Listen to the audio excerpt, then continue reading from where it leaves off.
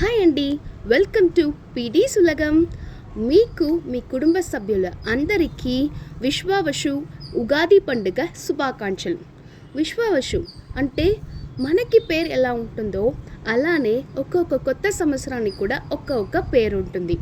ఆ పేరు ఎలా మొదలైందో, ఆ పేరుని మనం ఎక్కడి నుంచి వాడుకుంటున్నాము మీకు తెలుసా? రండి తెలుసుకుందాము. ఒకప్పుడు నారదముని నారాయణుని చూసి, మీ మాయలీలలకి అందరూ పడిపోతూ ఉంటారు, కానీ నేను మాత్రం ఆ మాయలలో అస్సలు పడను అంటాడు.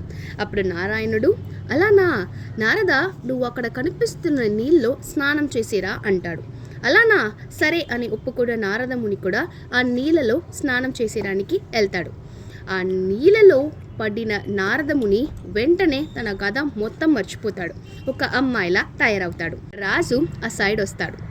అందమైన ఆ అమ్మాయిని చూసి ప్రేమలో పడి పెళ్లి చేసుకుంటాడు. వాళ్ళకి 60 మందిలో సంతానం పుడతారు. ఒక యుద్ధంలో రాజు 60 పిల్లలు చనిపోతారు. బాధపడిన ఆ అమ్మాయి, ఎందుకు ఇలా చేశావు విష్ణుమూర్తి?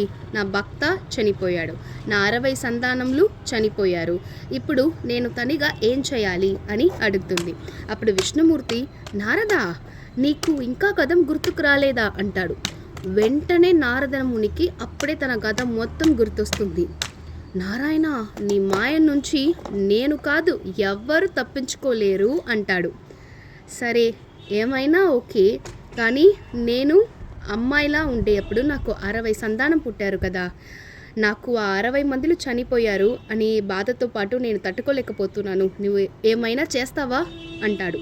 అప్పుడు నారాయణుడు, సరే, నీకు 60 సంతానం కదా, ఆ 60 సంతానం పేర్లనే నేను ఒక్కొక్క సంవత్సరాన్ని ఒక్కొక్క పేరు పెడతాను.